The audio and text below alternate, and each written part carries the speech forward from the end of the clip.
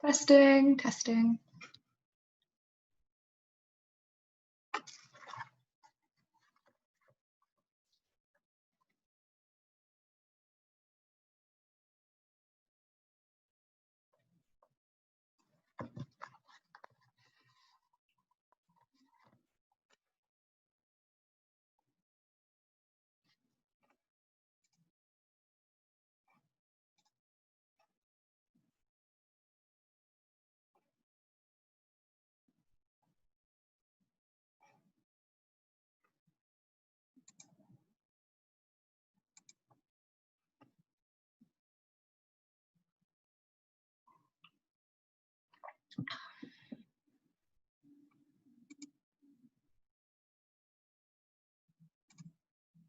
I think I see Jane is here. Hi, Jane.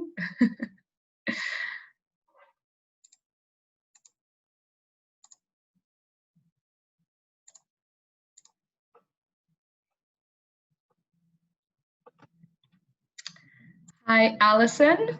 I have just upgraded you to a panelist. So in a few seconds, you should be able to talk and share your video. Welcome to everyone who's joined us so far.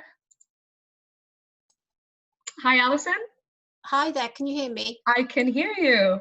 Great, fantastic. So I've started a little bit early, just so everyone can get into the room and we can test our audios. Just to let people know who are in the room already, we cannot see or hear you. However, if you would like to put questions, you can do so in the chat. So if you hover over the bottom of your screen, you can click on the chat and you can submit questions either to the full room or just to panelists, which means Alison and I will see them. So we'll probably wait another minute or two before starting. How are you, Alison? Yeah, good, thank you. It's a beautiful day up here today, so how can you not be good when the sun's shining?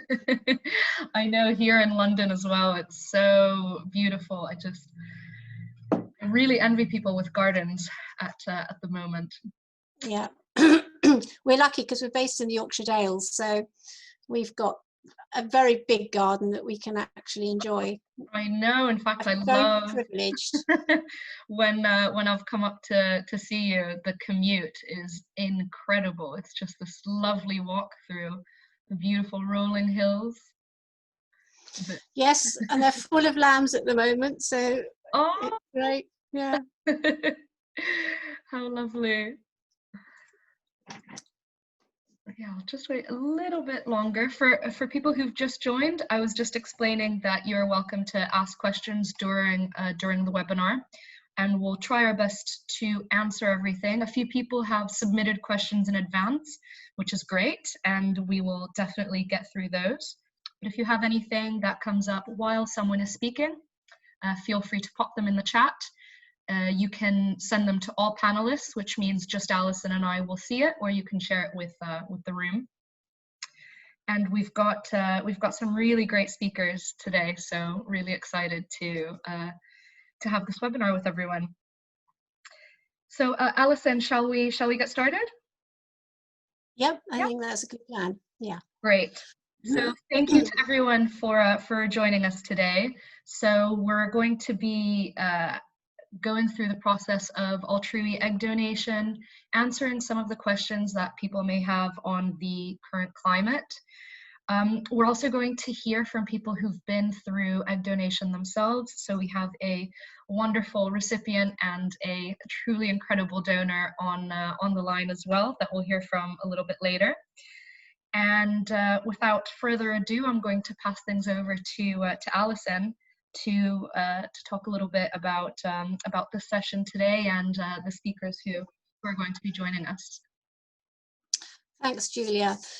So the two speakers we've got today are Rena, who's a donor, and Gina, who has been through Altrui and has a little boy. I'm sure she won't mind me saying that. Both are absolutely amazing people and very supportive of egg donation and the whole journey that it involves. So the webinar today is to really introduce egg donation, Altruian egg donation, and also to introduce our sister company, which is Apricity Fertility. The reason that I think is really important that they come into this is because we are sister companies, and our task here is to find you an egg donor. And very often when we have an egg donor, we then ask Apricity to take them through a process with them, because they're a complete fertility, virtual fertility clinic like we are. And they will then look after and support that donor going through, but as importantly, will be there for you going through the process as well. So they are very linked with us. We find egg donors for people going through this program, and the benefit of them as well is that they have a brilliant marketing team, and you've just met Julia, and they're the people who will reach out and find egg donors wherever that we can find them, really. And they have a well-worn system, so they complement us. They have exactly the same value systems as we have, and they're there to support and work with Altrui, and support and work with both donors and recipients. So that's how Apricity fits into Altrui, and how we fit into them. So the webinar will take about 45 minutes. We're here to answer any of the questions that you might have. It's such an weird time. I feel the world's tipped on its axis at the moment. And I guess you'll all be perhaps at home thinking, oh, how's this going to affect us? We need the help of a donor. You might feel very vulnerable. You might feel that there's nobody else out there in the same position as you. But actually, there are a lot of people on this webinar who are in the same position as you, who will be feeling the same sort of feelings. So you're really not alone. So I think the next thing I'd quite like to just talk through is why I started Altrui, because this is so fundamentally important to your journey if you come on board with us. And at the time, I started it 10 years ago, and I was working in a big fertility unit. In fact, I've worked in a lot of fertility units for about 20, 25 years. And I saw many people who were struggling with trying to come to terms with needing the help of an egg donor. At that time, this was 10 years ago, people were told that the only way to find an egg donor was to go overseas for this. There were no egg donors in the UK. You had to go to Spain, you had to go to America. And I actually was working with somebody, and we figured out that really, unless people knew that help was needed, unless you asked them, how on earth would you know there were no donors in the UK? So at that time, we were going through the big changes in the NHS, and I just decided that I needed to leave and start Altrui to help people find a donor in the UK. I think it's so fundamentally important. If we can keep you here in this country, it's best for you, it's best for a future child, it's best for it's best all round, really, because of the provenance of the donor that you can find, the potential for identifying information which is out there, and also the safety and the safeguards of the legislative body, which is the HFEA, and the way that the UK works in terms of taking people through treatment processes. So the plan was that we would find egg donors for people who needed help like yourselves. There were some fundamental principles I felt were really important. I felt one-to-one donation was essential. It's so expensive. It is emotionally expensive, physically expensive, and time consuming as well as mentally grueling. And I just believe that to have one donor who would help one recipient or one recipient couple was really key. Each egg donor, a donation process would potentially, a donor donates 12 to 15 eggs. That's a safe number for the donor and a really good egg collection. The eggs are not compromised, the donor's health is not compromised, but all the eggs in the cycle goes to that recipient.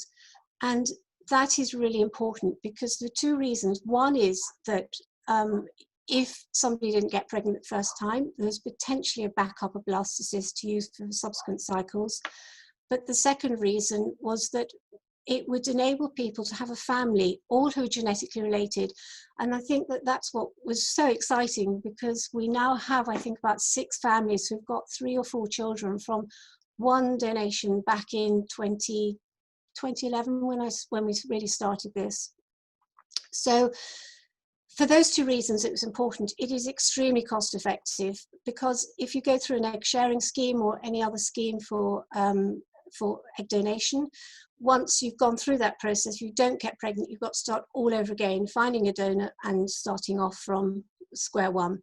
So this way, it does make it cost effective, and it is really what we felt was really important, because, as I said, it's expensive. The pregnancy rates with one-to-one donation is extremely high. We currently have about 78 to 80% pregnancy rate across the board, and that is really high. And really, if we can find you one fantastic donor, then that will give you hopefully the help you need. The other thing that we felt was really important too, actually, I talk about we, as I set it up with my husband at the time, and what we felt was really good was to make sure that any donor we found would feel comfortable about helping the recipient or recipients that she was going to help, and that the recipients in turn would love her help if they knew her. And this is really, really important. It's the fundamental part of Altrui, because it becomes a very personal journey for both the donor, who you'll hear from, Rena, and also for the recipient, and you'll hear from Gina. Actually, how this makes it different, and how this becomes quite a personal process for both sides and for us as well. So we get to know the donors, we get to know the recipients. And once we find a donor who we feel you would like and you okay her, we then refer you through, probably to a Fertility or to your own clinic, depending on how you've come to us, and then the treatment will start. But obviously, you're going to have a lot of information about that donor. So the information that you get from us is non-identifying. So you'll get her physical characteristics, you'll get her profile, and that's what she's written about herself. And you'll also get photos of her as a child, if she can provide them, up to the age of 6. Alison, on that note, we've just had a question about what, also, so you can have a little bit of water, about what you're allowed to know about the donors. So are recipients allowed to know if they have children already, or if they've had children? Yes, definitely. We give you information about what the donor does, why she's donating, if she's got children, how old the children are, because of course, if you hopefully have children yourself, you'll need to know that there's half siblings for that child. You get to know what she does. You get a whole profile. We put together an open form, and these donors complete it themselves, and we don't change it. So you get a really good idea of that donor's personality. So it may be quite sparse, or it may be really full. The only thing we do take out is if there's anything that's particularly identifying, and that means that you could trace the donor, because at the point of donation, it is an anonymous donation. It's only in the long-term future a donor-conceived person will have the right to know who that donor is. Wonderful. And I'm just going to repeat a few things from the beginning, since I've seen a few people just come in over the past few minutes. So if you have questions, you're able to ask them either through the chat feature or the Q&A. And if you just hover near the bottom of the screen, you'll see that come up. And thank you again to everyone attending and who's also asked questions in advance. So we'll try to get through everything. If we don't answer it straight away, it's probably because it's within another section coming up a bit later. Great. So Alison, speaking of questions, I had a few that we tend to get a lot from recipients. And one of them is, are you open at the moment? And what can and can't I do? We're very, very much open. In fact, we're full on here. We are, with the Fertility marketing team, pushing for donors at the moment. So we're a small team at Altrui, and every single one of us is working to capacity to bring donors in at the moment. With Altrui, that's where we're at. With Fertility, once we have a donor, so we're we're able to match people up. It does take a while to get this a donor for you, but once we have got somebody, we're able to refer them through to Apricity, who are then equally working doubly hard and taking donors up to the point where they go through their screening process with them, and up to the point where, when hopefully the lockdown lifts, then they're able to take the donor through a treatment program. So for both companies, we're really full on, and funnily enough, busier than we've ever been, because we're using this moment and this opportunity to really reach people at home. And these donors are just incredible. They're wanting to help, and they're wanting to do something very positive and very good at a time when everything can feel very, very down and very bleak. So you've had a good response from donors in this period? Yep, we've had a fantastic response from donors this period, and some are just waiting to get matched up. Some we're starting to put through into the clinics, and others we're now working with to get them to the point where they're ready to be a donor. Because for us here, it takes us about 2 to 3 months to get a donor from the beginning to the point where she's ready, willing, and able to accept that commitment to going through. So that's where all the work goes in our end. And sadly, in all of that, very few donors can actually go through to completion with us. So if I were to get in touch today, do you think that coronavirus would affect my situation? To be perfectly honest, we don't know. It's unlikely to, because of the time frames that we're working with. As I said, we're able to do our bit here because we're a virtual clinic. Apricity are fantastic. They're a virtual clinic, so they're able to work with donors, and a lot of the care and the screening will be remote at this stage. So by the time, and hopefully the lockdown will end in the foreseeable future, but then we've all got you ready to start the program if we can get you a donor in this time frame, which is hopefully likely. Great. I saw someone asked, who is Alison? So I'm not sure if I've given you a good enough introduction. Hi, whoever it is. I'm Alison, and I started Altrui 10 years ago. So I'm the founder of the company, and I'm probably the lead in Altrui as it is at the moment. Fantastic. And equally, what's Apricity? Apricity are our sister company, and we joined forces last year, and they have the same values, the same ethos, the same way of working, which is to totally support and care for people going through this process. It can feel incredibly lonely, this journey, and to have someone there who's, they've got advisors who are amazing. They're there 24/7 to sort of look after people going through this process, because it can feel a very, very lonely journey, and particularly now with COVID, people do feel on their own, and they're there to take people through. And they also have a complete fertility package as well. So even if you don't need egg donation, but you need IUI or straightforward IVF, they're there to do that side of things. So it's not just egg donation. We find the donors, we then pass them across to Apricity to do the IVF and the treatment side of things. Great. So you would say that, Altrui does the matching, and then Apricity handle the treatment side of things. Fantastic. Just going back to a few of the questions. So there was one on restrictions on BMI. So it's from someone who's going through a weight loss journey at the moment to have treatment with donor eggs. For reference, the BMI is 40. So she was wondering if there are any restrictions in place or any guidance that you'd be able to give.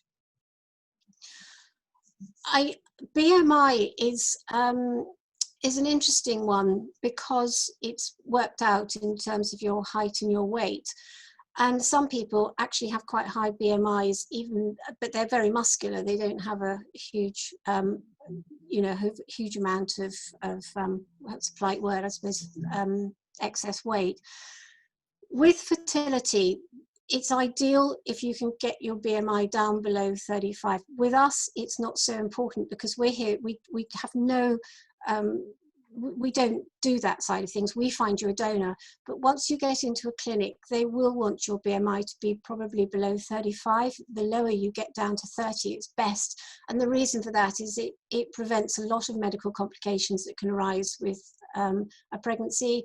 And also, if you're going through IVF anyway, you would need to lose your weight because of the response to the medication.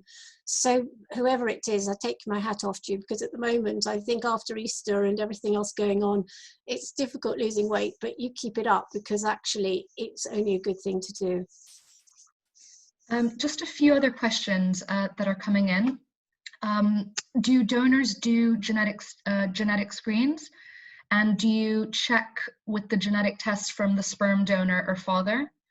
And this is for compatibility of mutations like hemophilia. That is all done in clinic. With us, we find donors.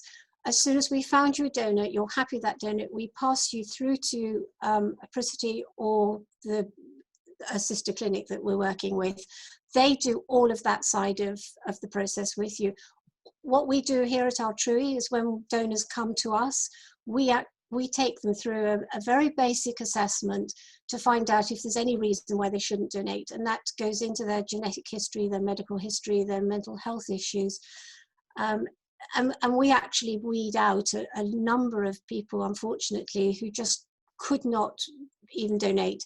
But then the full clinical screening and all of the genetic testing, the karyotyping it's called, is all done in clinic, and they will do what's necessary for you and that donor.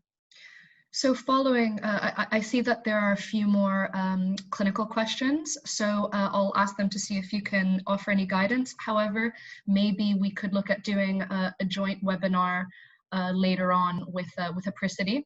So one of them is, do you do genetic testing of the blastocyst to see if there are any genetic abnormalities? We don't, the clinics can, and they will do if that's what you'd like to happen. Yeah. With it seems to be though with it's not so important where you've got a young woman. The age of the donor is between 18 and 35, and it tends to be the older woman where the eggs have undergone genetic changes. That's where it's probably key to do these sort of tests. But actually with egg donation, it perhaps is one of those tests that's really worth discussing with your clinician at the time, because it may be unnecessary with an egg donor. Great. Another one that we get a lot is, how do I know if I need egg donation? When is it appropriate to get in touch with someone like Altrui? When do you need egg donation? I think most people who come to us have been through a really grueling time. They may well have been through chemotherapy, they may have been born without ovaries, they may have been through repeated IVF cycles, repeated miscarriages. And on the whole, I would have thought 90% or higher would have actually been under the care of a clinician or a consultant, and it would be probably them who would put the point of using an egg donor at, when it's appropriate. It is a hugely difficult thing for most people. I think if you're listening to this and you've been in that position, to do that adjustment from trying to conceive together to actually using the help of a donor is incredibly difficult. And even though you might be told 1 month, it may take you 6 months, 9 months, a year to get to the point where you're actually ready to even approach us. But we're here the whole time. You can just pick up the phone, email us, ask your questions. Don't feel under that pressure. You do need that time to deal with what you're feeling about this whole process. But again, going back to what I was saying before, the matching, we feel that the matching is so key at this, because it does help. If you feel like somebody's looking after you and they've taken into account, it can take a lot of the pain of this out of the equation. And that leads us nicely into another question that we've had, which is, can you guide us through the process that you use to match the donors to recipients? Yeah, we match, when somebody registers with us as a recipient, we ask you to provide photographs of yourself, and if you have a partner, with a partner. we ask you to complete a short form saying, you know, how old you are, roughly what you do, what your interests are, what your hobbies are. And then once we've got your registration, you've completed everything, I will then have quite a long call with you.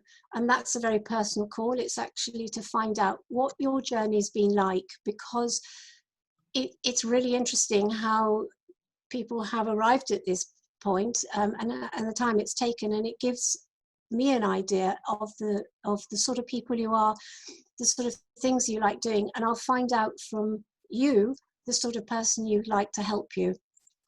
We then get donors who come to us, and we get, as I've said earlier, we get their completed forms. So we get their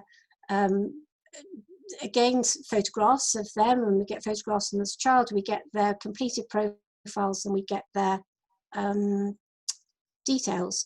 So when we've got the two, it's really interesting. We found out from you the sort of person you're hoping to have help from, because each one of you is unique. Everybody has got a different request or a different like, or something that's really important to you. You know, freckles is one of them, or somebody might feel green eyes is really important, or somebody might feel just someone to help them is key. But we put the two and two together, and it's just incredible how it just connects. I can feel myself welling up with this, because there's something about seeing two people and you think, yep, that's the match, that's it, that's what this is about. And we just know that you would like them, and you would like their help, and that's how we match. And we then send you these details. If you like that donor, then we then refer you into the clinic. But it is just something about making that connection between two people, and it's something we seem to be able to do. Wonderful. I know we still have a few questions. We're going to move over to our lovely recipient, but I will come back to these questions. So don't worry, it's not that we haven't seen them. So Alison, could you introduce Gina? Yeah, Gina, are you there? I think. Yeah, I'm gonna hoping. Bring her on now. So Gina is amazing. She runs a blog for people, and I think anyone, if you're listening, would find it really helpful to be part of that, and I'm sure Gina will tell you. Hi Gina.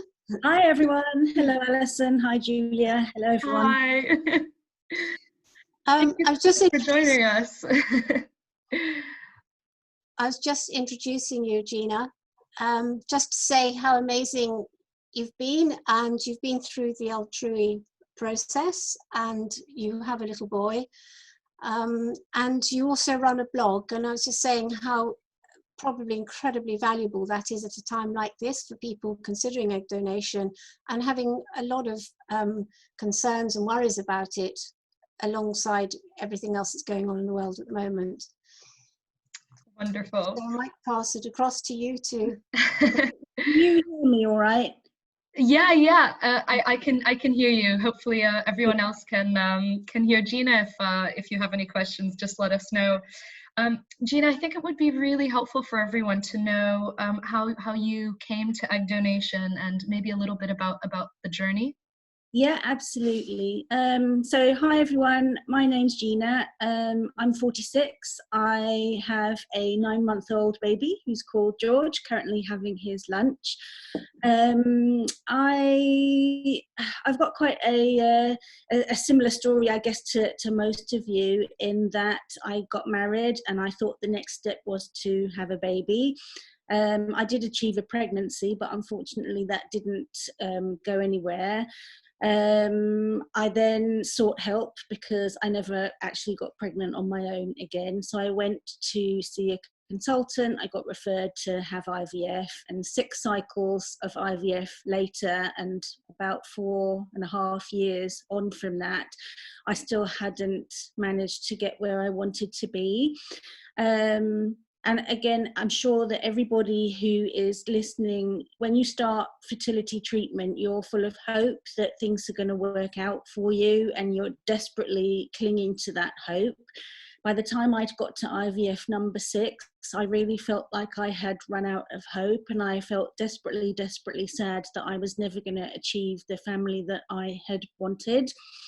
probably by my second or third IVF cycle, my consultant had advised me to think about donor IVF. But again, as many of you might recognize, it isn't something that you really want to hear, because it feels like you're giving up on yourself, and you never know whether the next round of treatment is going to yield that, you know, much wanted pregnancy. So I just kept going and going and going until emotionally and physically I think I'd had enough. And I say to anyone who, you know, is going through the same, that only you will know when you've run out of steam. And it was important for me to keep on going until I'd reached that point. So after IVF number 6, I felt completely, you know, a wreck. I was emotionally just ground into the ground. I was so desperately sad, and I felt like my life had been on hold for so long, and I wasn't the person that I used to be anymore. And at that point, I decided to give myself a break. And so my husband and I agreed to take some time out and just really take stock and just try and remember who we were as people and have some time off and see where that led us. And obviously during that time, we thought a lot about, you know, could we just be one of those great couples who have no children, who travel a lot and have really nice houses? Would that be okay for us? Would we be a couple that might adopt, or would we be a couple that would choose egg donation? And actually, and I should explain that we had never had any specific fertility problems that had been diagnosed. It had always been, you know, unexplained infertility. But by this point, I was 43, so the chances, you know, were that there was an issue with, you know, the age of my eggs. So at the time that we kind of decided to move on from treatment using my own eggs, I probably dismissed egg donation as the least of, you know, the options available to me, because I wanted to explore adoption. I wanted to explore just, you know, giving up completely and seeing where life would take me. But actually, the more that I thought about it, the more I felt that I really wanted my husband to still have the opportunity to be a genetic parent, even if I couldn't be. And that was a really difficult thing for me to get my head around, because I felt like a terrible failure.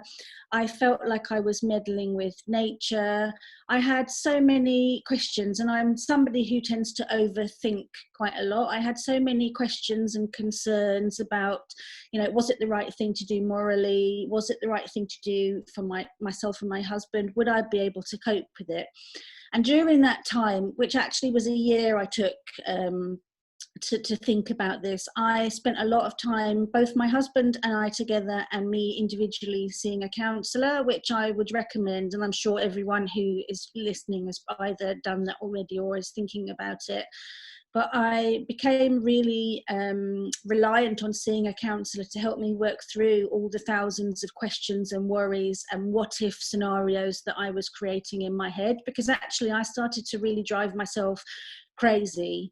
And one of the things, as Alison mentioned, I decided to journal my journey and write my diary as a blog, because I needed to do it for myself, just to help kind of, you know, process things, but also I wanted to use my experience to help others.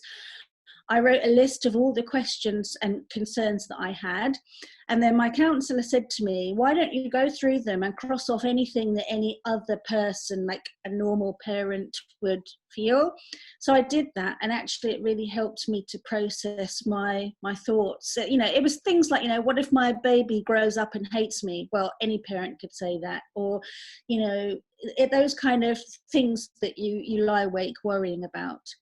So once I'd gone through that, and actually, as I said, it became really important to me that my husband had the chance to be a genetic parent. I moved my mindset quite dramatically to a place where I could be open to egg donation.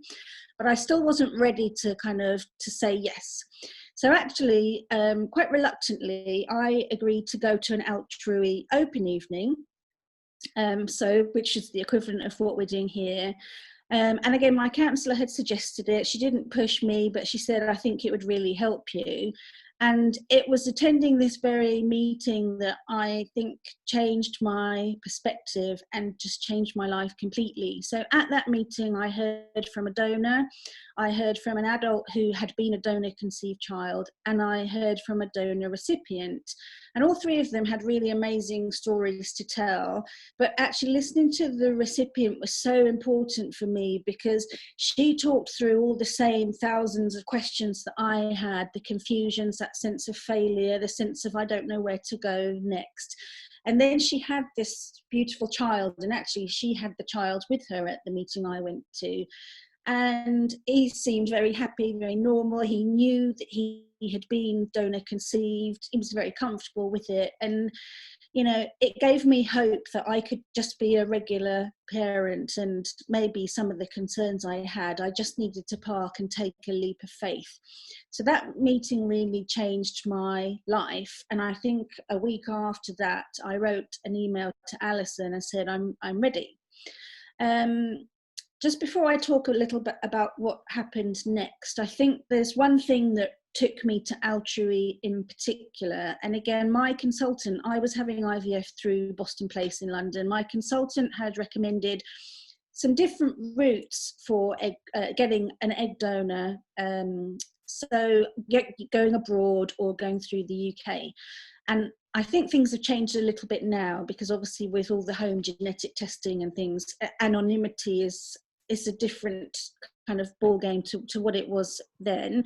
But I made quite a conscious decision that I wanted a UK-based donor, because I would like any children that I have to be able to trace them eventually. And that again was something that was a big, like a really important factor in choosing to proceed with egg donation, because I have made the decision that I want my child to know how he came into the world. One day, if he wants to trace his donor, I will support him to do that. It's a dialogue that I already have with him, even though he's a tiny baby. And again, part of my writing the blog was to chronicle how he came into the world, so that one day he can have that for himself. And just be really honest with him about, you know, how he happened. So for me, I really wanted to go through a UK-based agency, because I wanted that security that one day, if he wishes to, he has the freedom to go and find out more about his donor. So once I had contacted Alison, we, you know, went through the process of, you know, completing all the forms, having conversations with Alison about kind of what we wanted, what kind of donor might work for us. And actually, for me, one of the things that was really important to me was finding a donor that would be quite a good visual match for me. I'm mixed race. I have quite an unusual ethnic background. As you can see from me on the screen, I probably could fit into a number of different kind of, you know, ethnic profiles. So I wanted to find a donor that wouldn't, you know, look like a carbon copy of me, but wouldn't look like a complete mismatch. So Alison spent a lot of time with me, and we had quite a bit of back and forth trying to find suitable donors. And, you know, there were some that Alison offered me that I didn't feel were right. And then I kind of knew when the right donor came along. And a lot of people ask me about this, because it's probably one of the hardest things you do, saying yes to a donor, because it feels like such a big monumental decision, and it is. But I chose not to look at it like that at the time, because I figured, again, if I over-analysed everything, I was going to end up with nothing, and this would just go on and on and on forever. So I just trusted my instinct, and I kind of knew. I had a feel when the right donor came along. Her profile felt right. Just something like a gut feeling said to me this was a good way to go. And I was very, very lucky, and I do consider myself to be extremely lucky that my donor was a great match. She produced a good number of eggs. I got one really good blastocyst at the end of it, and I have a beautiful baby boy as a result. And he is a miracle, and it makes me emotional to think about it, that, you know, the hope that I thought was gone, my life has changed, and I am I couldn't be more full of joy and happiness. And if I hadn't have walked through that door at the Altry Open evening, I wouldn't be able to say this now. And really, the key thing I would like you to take away from what I'm saying is that, you know, there are ways to find new hope, and it takes a lot of strength, and it's really difficult, but it's really worth it. And this isn't the only way to consider having a baby, but for me it's worked. And I look at my child, and there's not a day that goes by when I don't think about his donor, but I think about her in a really thankful, happy way. I don't feel any the less his mother because I needed help from another lady. I have a brilliant mothering experience with him, and we have the same bond that I see all my NCT friends having with their babies. There's no difference at all, but I just feel that he's extra special, and I'm extremely lucky and grateful to my donor, whoever she is. So, you know, it has been a long, difficult journey, but it's been very worth it. Gina, thank you so much, not just on behalf of us, but from a lot of people in the room who are thanking you for sharing your story, which is really wonderful. So thank you so much. It takes a lot, and it's just I think it comforts a lot of people knowing that you know, it's a shared experience. I have a few questions from people in the room. So Okay. someone was asking how you felt in terms of attachment to your baby. One of her fears is that she won't bond because she's already using donor sperm and now moving on to donor eggs, and she'd love to appreciate your experience. Yeah, that was one of my big concerns. That list I wrote was probably the top, is how will I bond with my baby? And it's interesting because when I was listening to the donor recipient at the Outtree Open evening, she said that when she had that embryo transferred into her body, she rooted for it in exactly the same way that she had previously with her own eggs. And that for me was the same experience from literally, the day that we got those eggs and they fertilized. From that moment onwards, our experience was exactly the same as if it had been my own eggs. And then obviously I then went further than I'd ever been before. I had a pregnancy. I remember going, and I had quite a few scans. So I had a scan at 6 weeks, which most people do when they're pregnant through IVF. I had a scan at 8 weeks, 12 weeks, and then every 4 weeks throughout my pregnancy. So I was very lucky. And I watched that baby grow. I had morning sickness. I had a whole new experience that wouldn't have been afforded to me otherwise. And it just felt like my baby. And I think to be honest, most of my early pregnancy was filled with the fear of loss, which again, most people in my situation will understand. But I think I got to about 20 weeks. And when I had my 20-week scan and I could actually see my baby's little face really clearly and features, I didn't know what gender I was having, but I could see his little face. And it was at that milestone that suddenly I let go a whole bunch of anxiety that I didn't even probably realize I was carrying with me. And I just looked at him and said, that's my baby. And he was born. I had an arduous labor, which was worth every second, but he was born. All of the thoughts of the journey of him coming to be had gone out of my head, because there he was. And I think it's the same for any mother. It does take a while to fall in love with your baby. And I was really concerned that I would have a different experience to my NCT group, who obviously were all going through the same thing at the same time. But I fell in love with him in exactly the same way that, they did.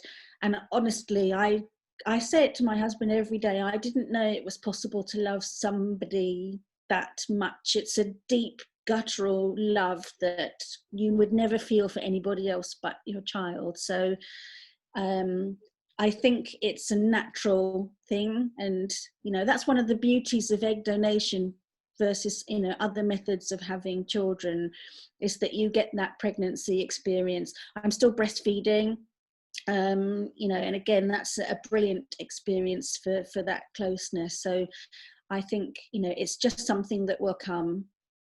Wonderful. I'm just going to ask one more thing, and then we'll move over to our amazing donor. So I think you've already answered part of this. I mean, congratulations on your baby boy. Do you plan on telling him about the donor egg, and if so, when? Yes.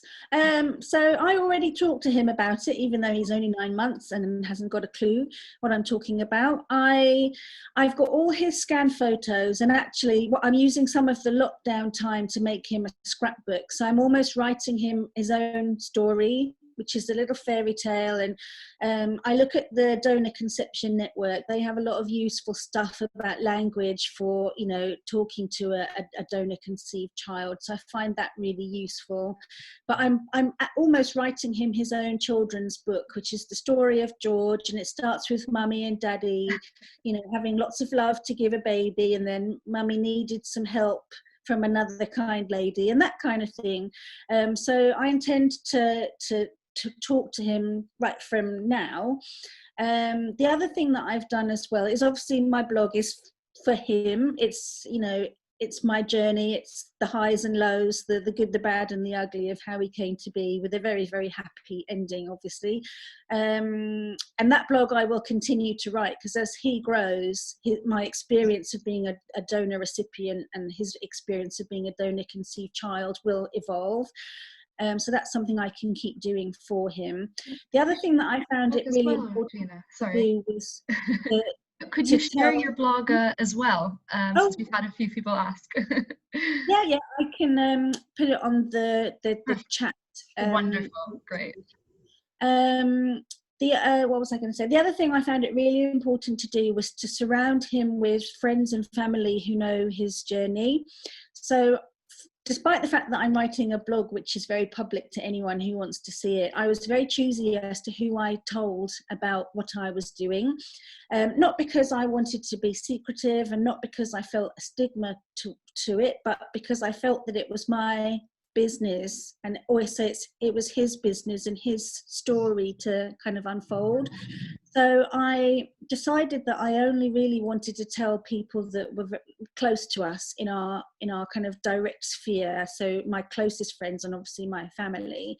And I did that because I wanted him, when he's older and he can ask questions, I don't want him to say, auntie or granny, why, if he had questions, I didn't want him to ask them and them not to really understand enough to kind of give him answers and talk to him from their perspective. So I told my close friends and family, so that they're part of his journey and they understand what happened and why it happened, and they can help support him through, because there's going to come a time when he doesn't want to talk to mummy and daddy about it. He's going to want to cast the net wider. So he's got a support network in place who are already familiar with his story. Wonderful. Gina, you're an absolute star. Thank you so much for sharing your story. There's still a question or two which are in the Q&A, but we have to move over to Rena. But if you're able to share your answer maybe directly, yep, that would be great. So you're able to type it. Alison, could you introduce the wonderful Rena? Sure. I don't know, I can't yet see Rena, but Rena is one of our donors, and she went through quite a while ago, and she also supports quite a number of our donors going through the process in a different capacity to our advisors or the Apricity advisors. So she has got a lot to say about her journey and what it was like for her being an egg donor. And I don't know if she's here yet, is she? Yeah, she was. Perhaps she got disconnected through a technical issue. So maybe we can answer a few of the questions that we had from earlier. I know, so a few different people are asking about the blog. So yeah, Gina is sharing it. Yeah, I've just posted that. Here's Rena. Okay. Oh, Rena's here. Rena's here. Okay. Ren, I'm so sorry. Could you exit and come back out? I see you in the chat, but not as an attendee. I'm so sorry. Thank you. In the meantime, Alison, there was a question for you about pricing. So the clinic packages are just for egg donation and not for transfer. Is it a separate price? It depends on which clinic you go to. With the Fertility, it is totally transparent and it is all included. And if you go to their website, you'll be able to find out their costs. It does include embryo transfer, and it does include all the donor medication as well. So it's a transparent package, and you can get that by going to a Fertility website. Wonderful. And I think we've solved our technical troubleshooting. So sorry about that, Rena, and a very, very warm welcome. And thank you so much for joining us. So it would be great if you could once again walk us through your journey and maybe tell us what led you to donate eggs. Yeah, hello everybody. I'm Brenna, it's always been something, I think, egg donation that had been on my mind. I've actually got 3 children of my own, and my younger sister had really struggled to conceive. She'd had quite a few miscarriages, and we had the conversation actually about what her next steps would be. So I think it was always in the back of my mind that was something that I would definitely want to do for her. And then I had my last child, my daughter, in 2015, and I actually remember ringing Alison whilst I was pregnant with Iris, and I said, oh, you know, I'm really interested. I've heard a lot about Altrui. I've done some research. And Alison said, well, why don't you just give us a call back once you've had your daughter and you've kind of finished feeding her, and then we can talk about it some more. So I actually spent that year doing quite a lot of research. Altrui really spoke to me for lots of the reasons that Alison said, and Gina as well. And I knew that when I did this, I wanted to have the support. I really was so interested in the way that the matching process worked. And so once I had Iris and I'd finished feeding, I called back up again to speak to Alison. And I remember earlier in the conversation, Alison was talking about getting a bit teary about the matching process. And it was really interesting because when she spoke to me, she said, I know exactly who you're going to be matched with. It's literally just a match made in heaven.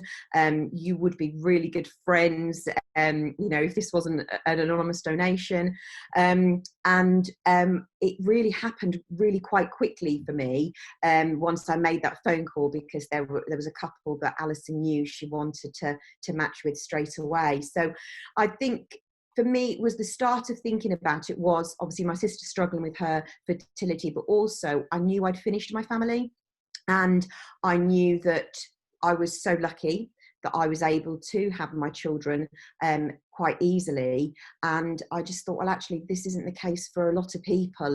And the more I looked into it, the more I thought, well, my eggs are just my eggs. I don't have any feeling about my eggs being at all what makes a mother. It's just part of your genetics. And so I just thought, well, this seems like such a waste that I'm not actually going to be able to do anything with these eggs. I was about 6 months off my 36th birthday. So if I'd have gone into Altrui sooner, I would have probably done this a few times. But I think because I was going to turn 36, I had that one opportunity, and I'm so lucky that I did it, because it had such a wonderful outcome. And do you know what the outcome was? Yes. So I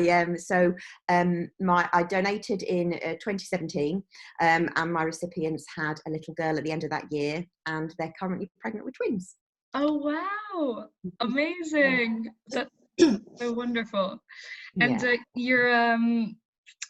what made you choose Altrui? You said that you researched for about a year. Yeah, I think I knew that you could just go to a clinic, and there were some clinics, because where I live, there were some clinics that were quite happy for you to just go there. But I wanted that personal organisation, and I think everybody at Altrui I just knew everybody. You knew them by name. Every time you called up, they were so supportive. There every step of the way. I was very, very lucky that the clinic I had as well in London, the fertility nurse was also amazing. So I think I had such a fantastic experience, and that's what I wanted. I wanted that personal experience. So I wanted to donate my eggs, but I wanted to donate them to a particular couple. And that was quite important to me, that actually I knew a little bit about that couple. And even though it is anonymous, I do feel like I've got a good bond with that couple. You know, they left me the most beautiful card when, you know, I came round after my retrieval, and actually seeing that card, I was like, this is a couple, and this means so much to them. And that's what I wanted. I wanted that support as well from Altrui. Wonderful. And now, how do you feel when you think of your recipient? Oh, when I found out that they were pregnant, I just burst into tears. I'm a teacher. I was at school, and I just, you know, got the message, and I just thought, oh my God. Like, the whole reason any donor goes into this is because we want the couple to get pregnant. We want them to have a baby. And I know that isn't always the case, but actually, you know, being involved with Altrui and adminning parts of the Altrui Facebook page that we have, you know, it's really, really positive. And I'm just absolutely over the moon for them to know that they've got their daughter, to know that, I don't know when, but hopefully anytime soon, you know, they're going to be adding 2 more to their family. It feels really special, actually, and it feels that I've had a part of helping them to have a family, and that feels really lovely. Wonderful. So this is one for both you, Rana, and also Alison. How much information does the donor get about the recipient? So, for example, what did Alison tell you in your case? For me, so I knew the basic information. I knew that we looked quite similar. I knew that we had very similar interests, very similar kind of backgrounds, and that I knew that they'd had quite a long struggle to actually conceive. And then Alison did make the point and said, obviously, I know both of you separately, and I know that actually you would get on brilliantly. Like, if we were to meet, you know, we would have got on really, really well. So that felt really nice, having it's basic information, but having that information felt lovely. Alison, would you add anything in? No, I think that's great, Rena. I guess really what we say is we often give a very brief sketch of why somebody needs help, how long they've been trying for a baby, and why I've matched them, really. That's the side that the donor, I think, like Rena, is really important, because it's such an incredible gift. To give this is life-changing, as Gina said and as Rena said. And I think, you know, we owe you a big one, actually, and that's the way we can repay it, is to say, look, this is how much you're needed, this is the help this is who you're going to be helping. So it is anonymous at the time. I do need to stress that. They don't know who you are. They've no idea of your identity at all. Wonderful. We're going to start closing up a little soon, so I'm going to try and answer all of the questions that we've had. Alison, I don't know if this is a clinical one, but about live birth rates, is that something that we have? Live birth rates. Altrui doesn't have a very accurate live birth rate figure to give you. The reason for that is that it's interesting how there are different recipients and how they feel about their journey. Very often, once somebody's pregnant, they want to move on. It can feel overpoweringly difficult to go back into the pain of their infertility. And it's about recognizing that. So we don't have absolutely accurate birth rates, but I do know, just sort of anecdotally in talking to the clinics and things, that the miscarriage rate is incredibly low with egg donation, and the majority of people who get pregnant remain pregnant, but I cannot give you that accurate figure. And then one for Rena. How do you feel about potentially meeting the donor children you helped create? I would be very, very open to that. I've gone into this knowing that it was anonymous, and if they never want to meet me, then that's absolutely fine. But if they did want to, then I am absolutely here, and I will, I will be more than happy if they've got any questions. And knowing from the card that I had from my recipient after retrieval, she talked a lot about in that card about the child knowing how they came to be, and that was really, really important. And yeah, if the child wanted to come and find out any information, because I am half Greek, and so if any questions there about anything to do with that, then I'd be more than happy. Great. There is one more question on the Q&A about whether fresh or frozen eggs should be used in this environment. Alison, would we direct those to Apricity?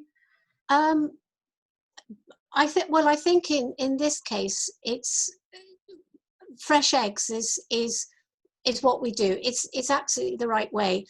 I think people get confused with fresh eggs and frozen blastocysts. What we do is very often an egg synchronous cycle where the eggs are fertilized at the time of egg donation, and then the blastocyst subsequently frozen. The pregnancy rate for that is comparable, is great. It's not so good if you just use fresh eggs, freeze them, then thaw them and fertilize them. So the way that we do this is the best way for donors and the best way for recipients. The pregnancy rates are comparable, as I've said. Great. So I think we're almost out of time. Alison, is there anything else you'd like to say to everyone in the room?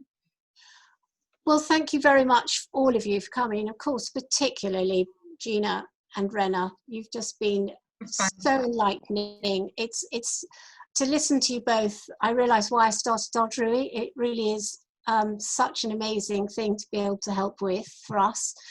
And I think really for all of you who are in the room, it's to take away this, that there is hope out there. It might feel really bleak, but actually, it's a really good way forward for you if you can get to that point. And we're here to help you. We're open throughout this whole process. The donors who are currently waiting to start are all very happy to stay engaged in the process. So I think really our message is to say, look, don't let this hold you back. If you feel that egg donation is right for you, then go for it. In terms of any questions that we didn't get around to answering, if people still have questions, Alison, how should they ask them? You can either telephone the landline, the office. It's all on the website. You can send an email. You can send. You can. I think really that's the best way. Actually, send an email or telephone, and we're here to answer the questions. And we'll, be here for you at any time. Great. One last note that for the questions that were more clinical and fertility related, Apricity is also open 6 days a week. So I'll type it into the chat, but it's on the Altrui website and the Apricity website, how to get in touch with both companies. We're here, we're open, and we'll do everything that we can to help. A huge thank you again to Gina and Rena, who I think are just rays of sunshine. Thanks for having us. Yeah, thank you. And I just want to add that it is one of the best things that I've ever done. So, to reassure all kind of recipients that, this is just something that I'm just so proud of, but also, I'm just so happy that I did it. Rena, I can't thank my own donor, so I will say a big thank you to you.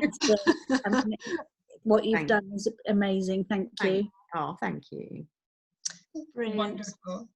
Well, thank you so much, everyone. And yeah, thank you again. Have a lovely, lovely day, and we'll be in touch soon. Okay, bye guys. Bye. Bye now.